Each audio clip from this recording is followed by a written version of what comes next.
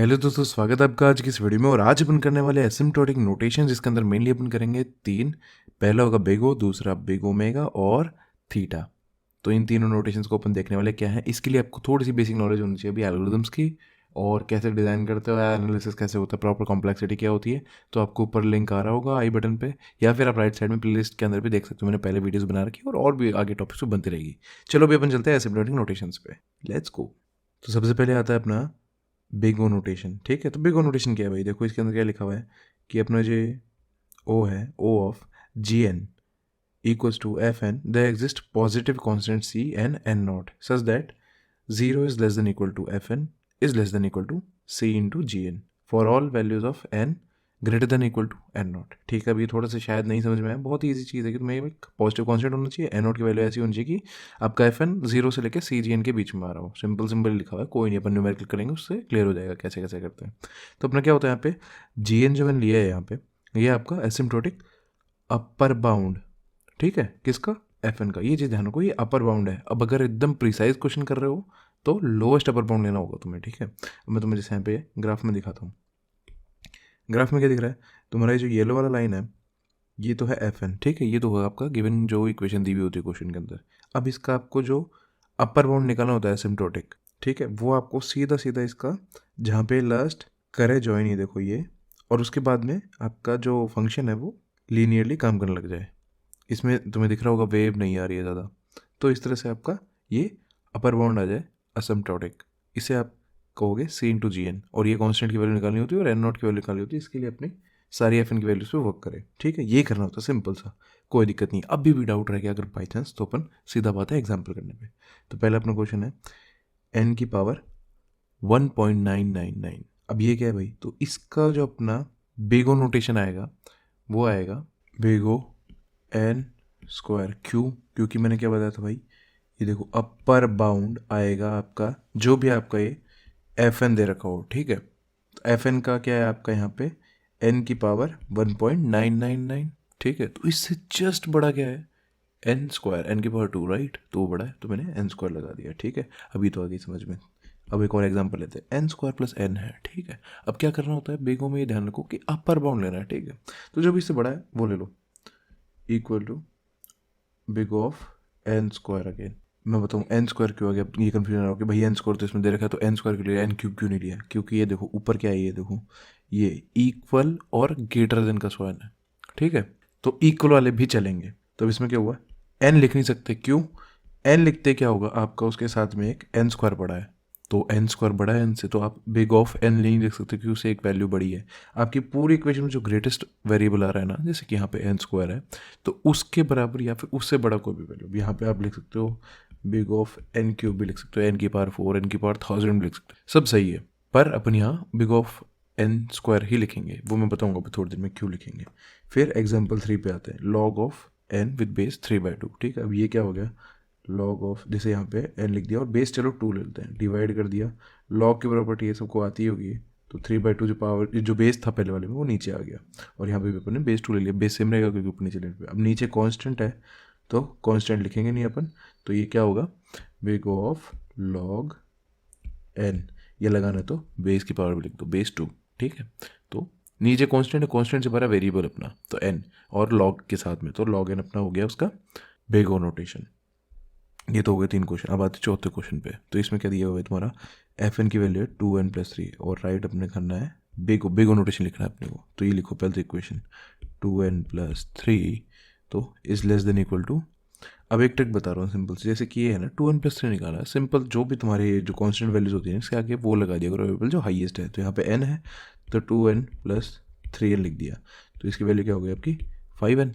ठीक है, तो इसको अपन ऐसे लिख देंगे, less than equal to 5n। ये चाहो तो दोबारा लिख लो, 2n+3 is less than equal to 5n। ये मिटाया तो ना कन्फ्यूजन क्रिएट करेगा। हाँ, अब ये हो गया आपका क्या, एफ एन की वैल्यू, जहाँ पे बिग ओ की वैल्यू आ रही है एन। ठीक है, कांस्टेंट से कोई मतलब नहीं है, हमें केवल वेरिएबल लिखना होता है, ये देखो एन। ठीक है, तो बिग ऑफ एन आ गया। ठीक है, सिमिलरली इसका आप क्या कर सकते हो, less than equal to 5n²। तो इससे आपका एफ एन का बिग ओ आ जाएगा n²।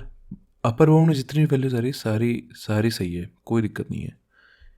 ऐसे एक और, चलो एक और के दिखाता हूँ, 5 × 2 की पावर n, 2 की पावर n n² से ही बड़ा होता है। ये सारे सीक्वेंस मैं तुम्हें बता दूंगा बाद में, अभी एक अलग वीडियो में निकाल के उसमें पूरा बता दूंगी क्या सीक्वेंस क्या होता है, कौन सा ग्रेटेस्ट होता है, कौन सा पूरा sequence, ascending order, decreasing order, सब कुछ। तो इसकी याद आएगी आपकी बिग ऑफ 2n, ठीक है। पर अब मैं तुम्हें एक चीज़ बताऊँ कि ये क्यों हम ये वाला पार्ट लिखेंगे, बिग ऑफ n क्यों लिख रहे हैं इस क्वेश्चन, क्यों, क्योंकि but only we take the closed bound, ठीक है, या फिर इसको आप ब्रैकेट में लिख सकते हो नियरेस्ट बाउंड, जो उसका नियरेस्ट ग्रेटेस्ट होगा ना, अपर बाउंड ले रहे हैं क्योंकि अपन इसमें देखो मैंने यहाँ पे ये मेंशन करता हूँ, ये देखो अपर बाउंड है, ठीक है, तो नियरेस्ट अपर बाउंड जो होगा ना वही लिखेंगे। तो यहाँ पे क्या हो गया, big of n is useful, ठीक है। तो ये चीज़ ध्यान रखने की यहाँ पे।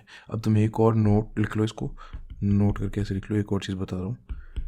तो इसमें क्या होता है कि जैसे बिग ऑफ n स्क्वायर है वो मल्टीप्लाई कर रखा है बिग ऑफ लॉग n से, और ये मल्टीप्लाई कर रखा है बिग ऑफ n से, तो इसका क्या आ जाएगा तुम्हारा net, big of n cube log n, यानी मल्टीप्लाई में जो हो रहा है वो सारे आपस में मल्टीप्लाई होके भी बिग ऑफ में टोटल करके अपन लिख सकते हैं। पर but big of n square plus big of log n तुम्हारा ये नहीं होगा, n square plus log n का बिग नोटेशन ये नहीं होगा।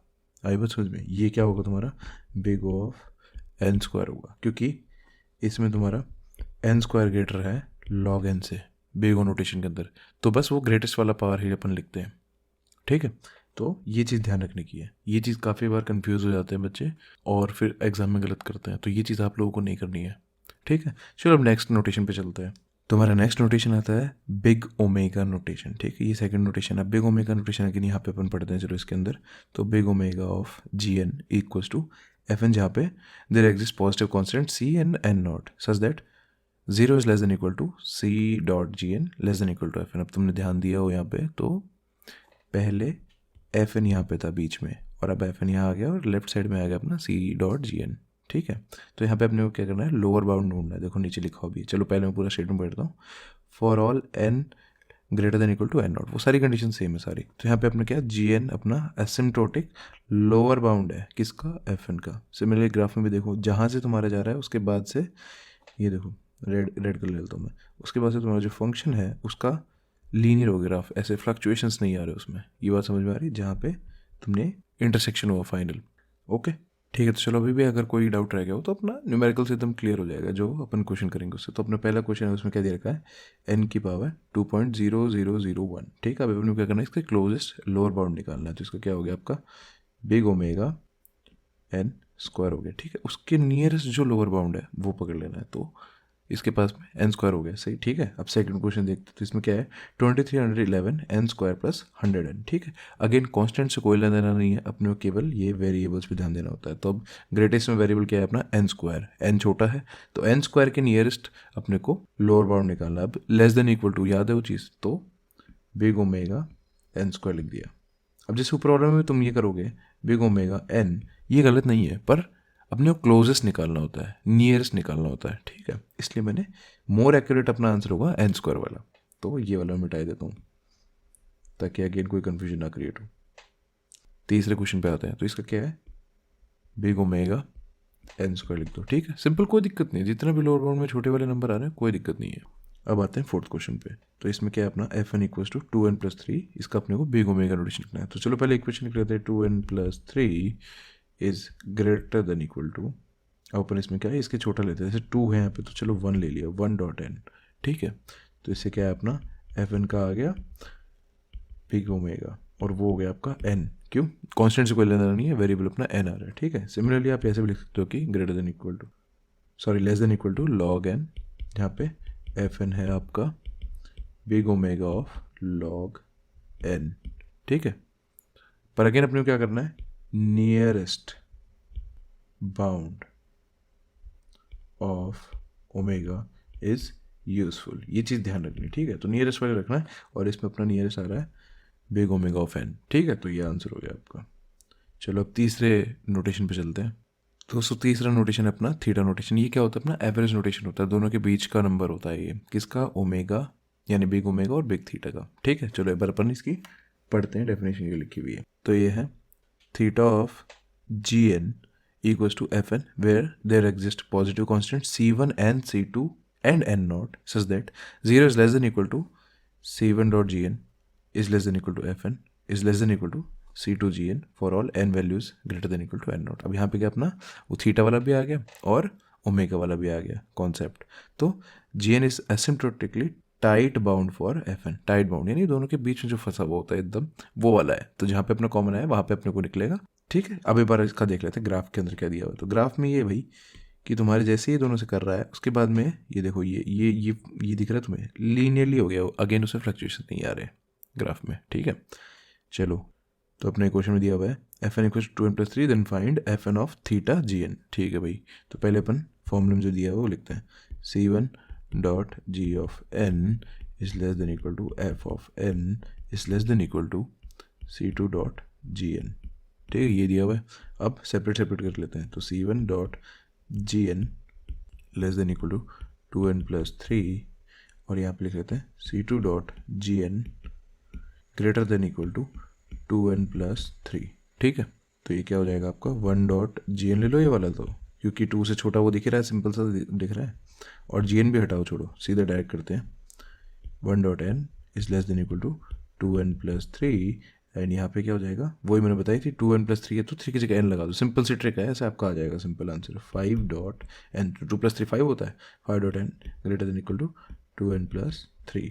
तो अब इनको मिला के अपन लिखेंगे तो क्या हो जाएगा 1 dot n is less than equal to 2n+3 is less than equal to 5 dot N.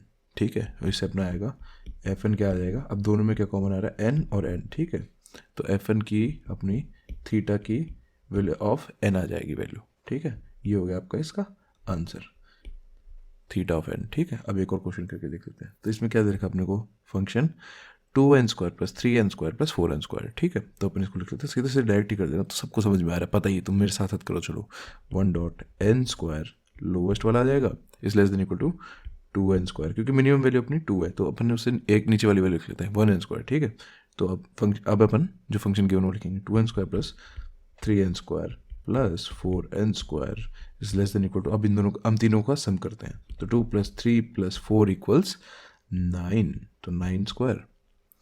इससे अपना f n equals to theta of n² आ जाएगा। ठीक है, ये हो गया आंसर, क्योंकि दोनों में n² सॉरी ये वाला n² कॉमन था तो n² सीधे सीधे लिख दिया।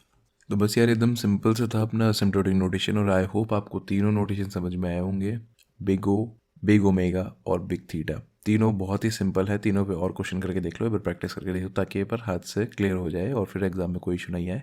स्टिल कोई डाउट हो तो कमेंट सेक्शन में बताओ, मैं पूरी मदद करूँगा। और अगर हेल्पफुल रहा हो तो शेयर कर देना, लाइक कर देना, सब्सक्राइब कर देना चैनल। और आगे जिस भी टॉपिक पे अगर तुम्हें कुछ रह जाता है मेरी तरफ से तो बता दो कमेंट सेक्शन में, उस पर वीडियो आ जाएगी और बाकी और वीडियोस आती रहेगी टाइम के साथ में। So thank you so much for watching and keep supporting guys.